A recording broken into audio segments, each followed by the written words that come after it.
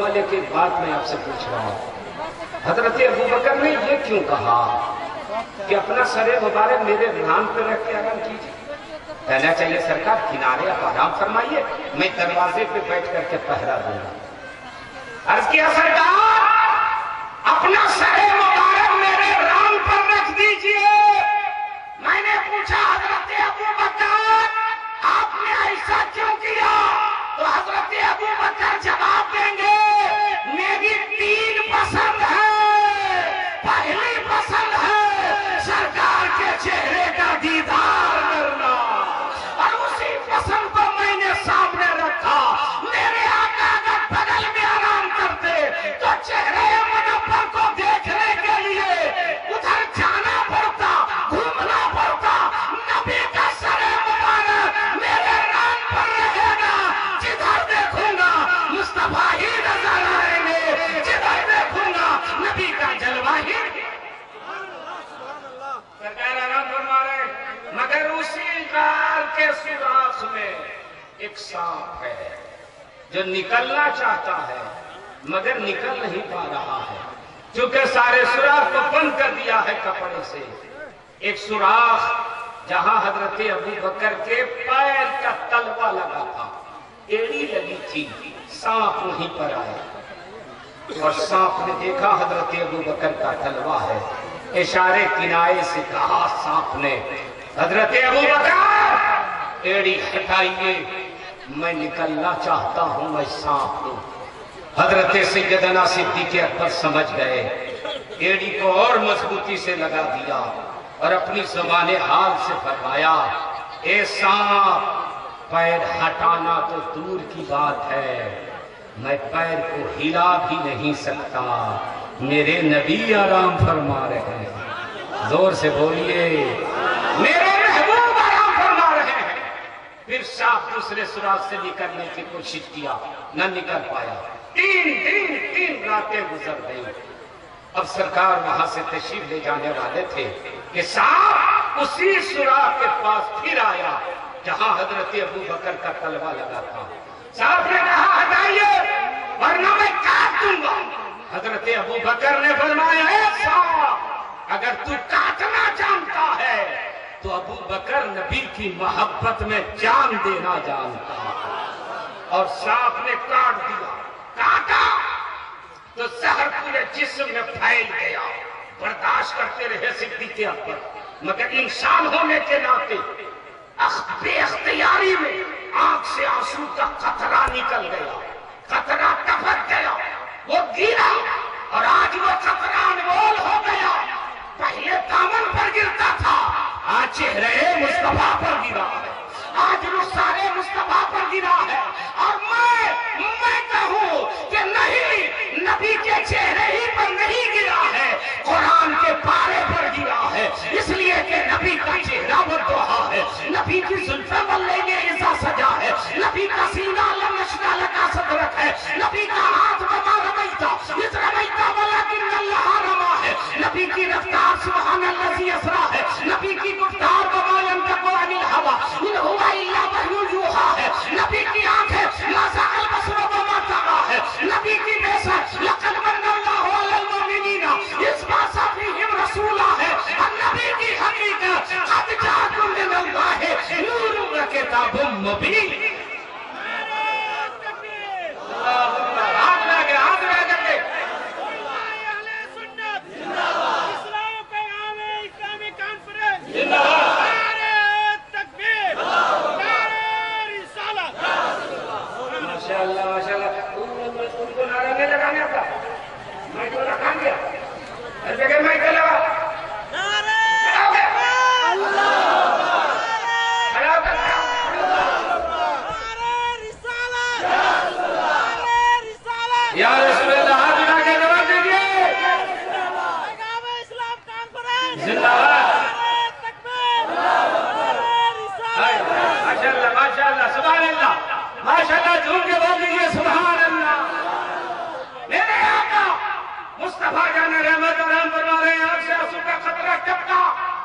سرکار کے دار ابو بکر آنکھوں میں آنسو کیسا، چہرے پہ علم کیسا، یہ بے چینی اور بے قراری کیسی، رو کیوں सब ठीक है ना?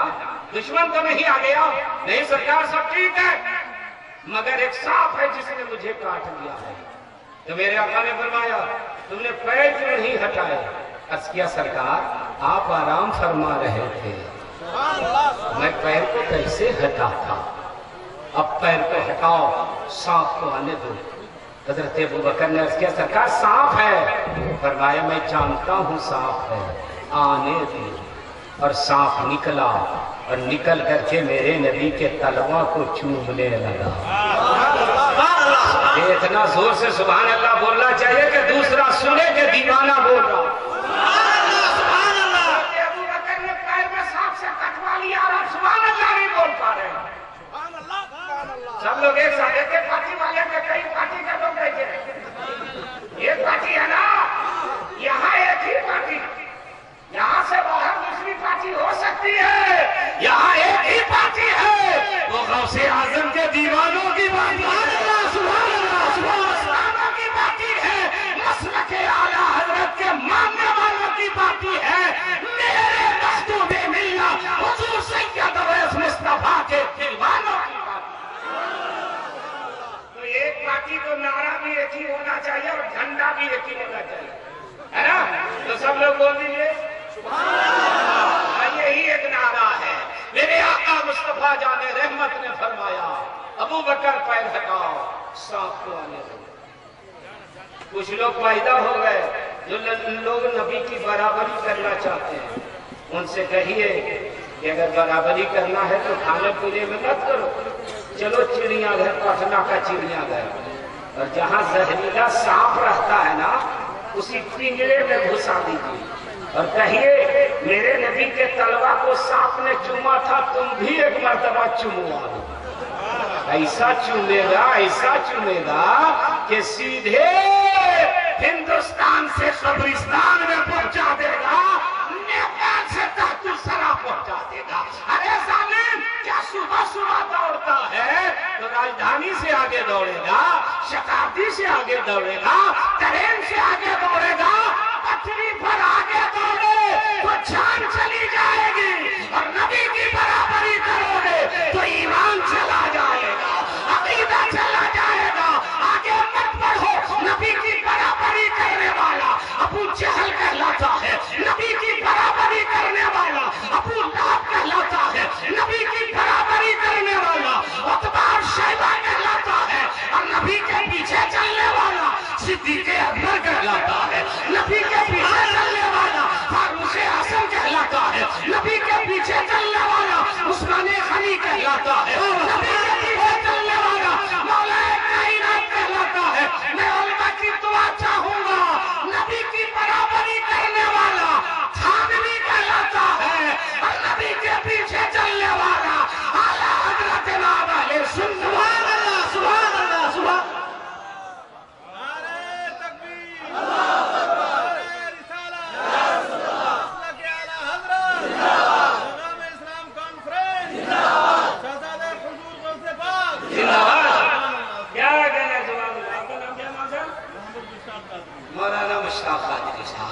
मौलाना साहब लोग नारा लगाया तो आपको कहेंगे और नारा लगाए तो कौन कमाए? कहने का तो नहीं लगाने वाला ये नारा नहीं, नारा तो बेखुदी का नाम है। नारे हक तो पहाड़ों को हिला देता है, ये वो नारा है जो मुर्दे को जिला देता है ना? इसलिए बेखुदी में नारा लगना चाहिए। हज़रत मेरे आका मुस्तफा जाने रहमत ने फरमाया, अबू बकर पैर हटाओ, सांप को आने दो। पैर हटाया, सांप निकला, मेरे नबी के तलवा को चूमा। मेरे आका ने फरमाया, क्या मेरे नबी की शान है? उसी नबी के नवासे के बेटे का नाम हुजूर सैयद अवैस मुस्तफा वास्ती है। इनके रगों में हुसैन का खून दौड़ रहा है, इनके दिलों में अली का दिल धड़क रहा है। ये चमने फातिमा के महकते हुए फूल है, जिधर जाते हैं अकीदे को भी महका देते हैं, दिलों को भी महका देते हैं। अच्छा एक बात बताइए, याद रहता फैजान हो रहा है बिलराम शरीफ का। एक बात बताइए, हम लोग करबला में होते अगर तो इमाम हुसैन के साथ होते या यजीद के साथ?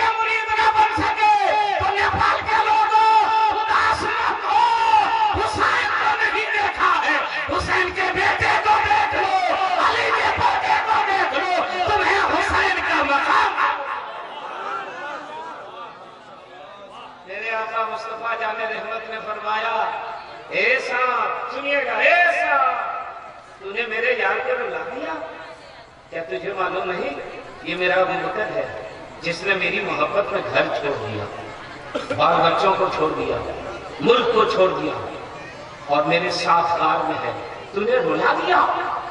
کیا دیوانہ تھا صاحب، سیکھنا ہو دیوانگی تو سانپ سے سیکھیے، حضرت ابو بکر کے قدموں کی دھول مل جائے تو ہم لوگ مالا مال ہو جائے، وہ تو چھوڑ دیجئے، سارے نبیوں کے بعد سب سے افضل ہے سیدنا صدیق اکبر، ان کی بات تو بڑی بات ہے، سانپ عشق سیکھنا ہو تو سانپ سے سیکھیے، سانپ کھڑا ہو گئے، دنیا کا کوئی سانپ کھڑا ہوتا ہے تو کاٹنے کے لیے، اور وہاں جو سانپ کھڑا ہوا تھا وہ نبی کی بارگاہ میں ہاتھ جوڑ کر کے کھڑا تھا، بولو بولو بولو، میرے آقا نے فرمایا صاحب تو نے میرے ابو بکر کو رلا دیا، اس کے سرکار کاٹنا مقصد نہیں تھا، اسی بہانے سے آپ کے چہرے کا دیدار کرنا مقصد تھا۔ یا رسول اللہ، میں حضرت عزیر علیہ السلام کے زمانے سے راضی ہوں، مجھے معلوم تھا کہ آپ ہجرت کریں گے، یہیں تشریف لائیں گے، اور جب آپ تشریف لائیں گے تو آپ کے چہرے کا دیدار کریں گے، مگر جب وہ گھڑی آئی تو آپ کے یار نے سارے سراغ بند کر دیے، ایک سراغ پہ ایڑی لگا دی، آپ یہاں سے مدینہ شریف جانے والے ہیں، تو میں نے سوچا ایک ہی راستہ ہے، نبی کے یار کو تکلیف دے دو، اسی بہانے سے مصطفیٰ کا دیدار ہو جائے گا، نبی کا جلوہ۔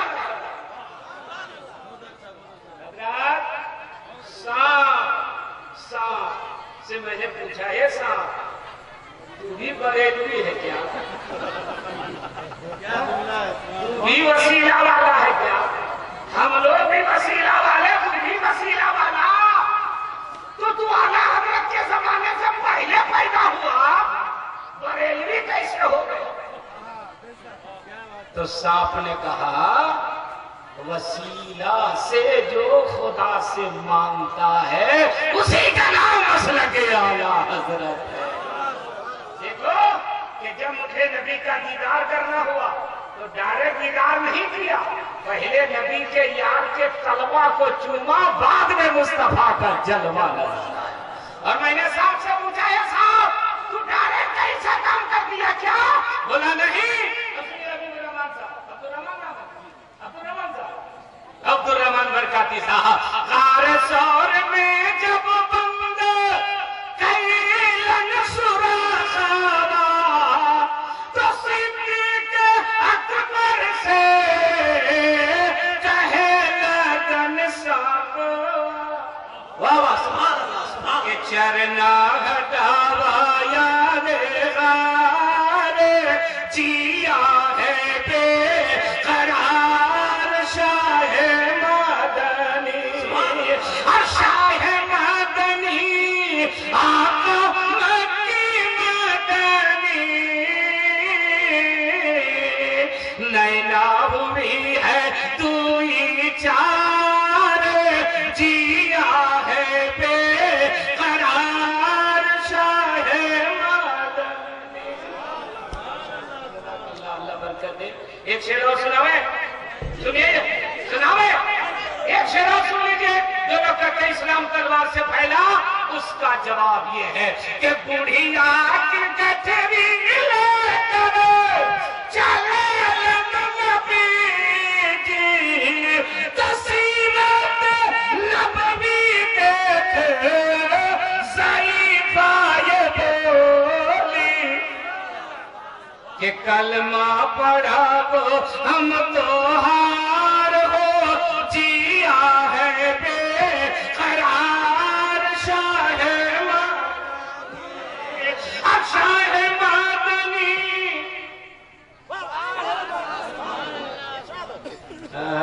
ہم کام رہے ہیں اور آپ لوگ آرام کر رہے ہیں، سانس لے رہے ہیں، مطلب طاقت ہم لگا رہے ہیں، تکلیف آپ کو ہوتی ہے۔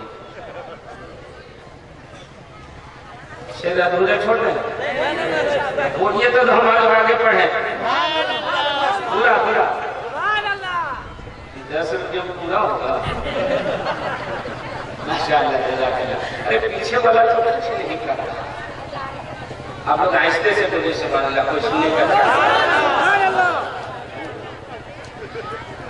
بڑھیا کی گجری لے کر چلے نبی جی تو سیرت نبوی دیکھے ضعیفہ بول کلمہ پڑھا دو ہم تو ہار ہو جیا ہے بے قرار شاہ مدن. کتنا ہم کو نفالی نہیں پڑھا تھا. کتنا دوسرا تو اوپر تک رکھے گا.